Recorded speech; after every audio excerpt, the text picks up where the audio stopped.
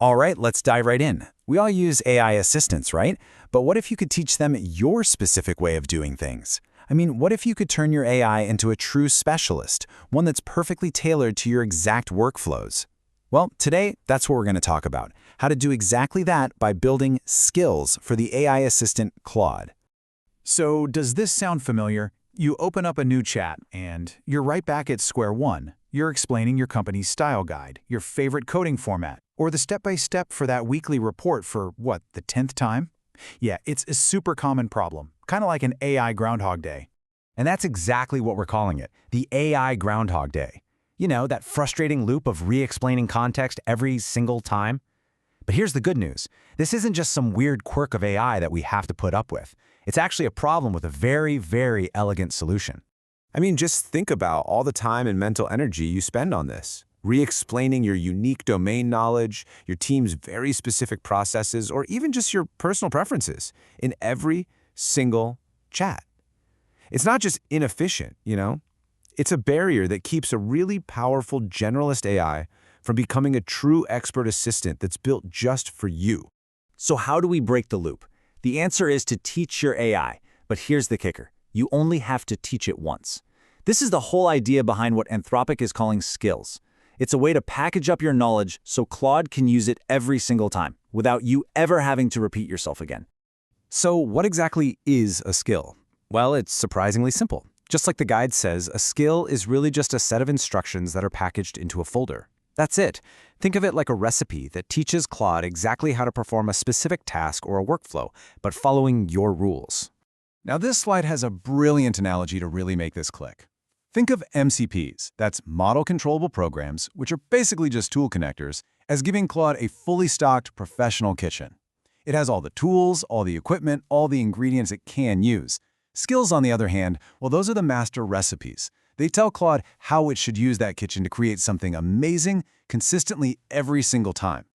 All right, so how do these skills actually work without just overwhelming the AI with tons of information all at once? Well, this gets us to the secret sauce behind their design, and it's all about being smart, not just powerful. And this lays it out perfectly. The concept is called progressive disclosure. Let's walk through it. First, Claude just gets a quick handshake from something called the YAML front matter. It's just a tiny summary to see if the skill might even be useful.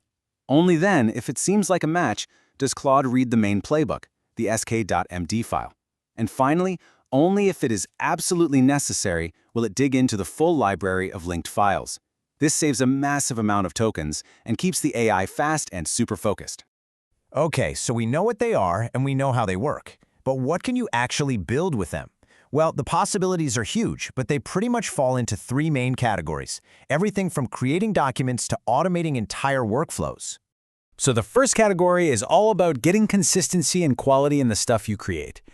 Think about generating documents or presentations or code or designs that always follow your team's specific style guide and structure. And here is a perfect example from the guide for a front-end design skill. See, the goal isn't just to build a web component, it's to build one that meets a production-grade standard with high design quality every single time. It's literally about encoding excellence into the process. And how does it do that? Well, by embedding the rules right into the skill itself.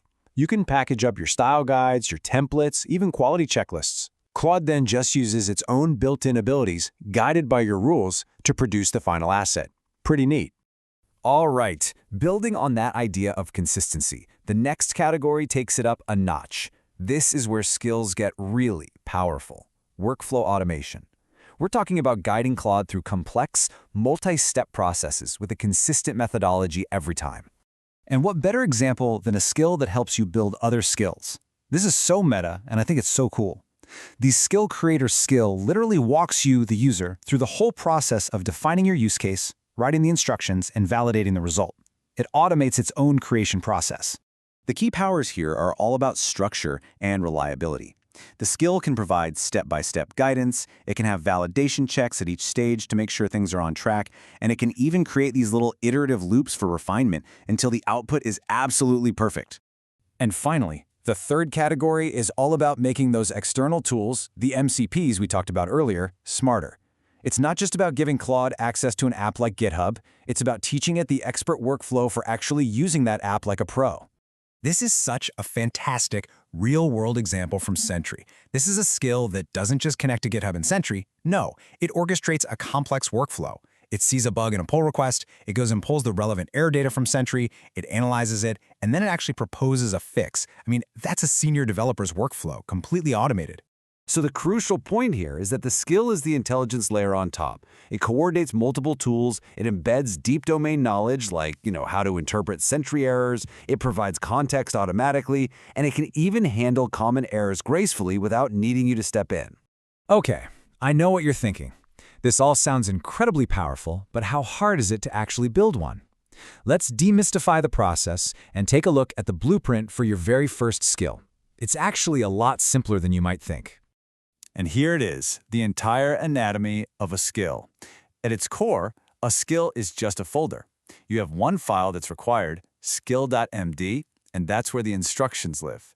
Then you have these optional folders for things like scripts, reference documents, assets. That's it. It's just a bunch of organized files. Now, if you take one thing away about building skills, let it be this. The guide is crystal clear on this point. The YAML front matter, that little block of text at the very, very top of your skill.md file, is the most important part. It's like the skill's business card. It's how Claude decides whether to even consider using your skill.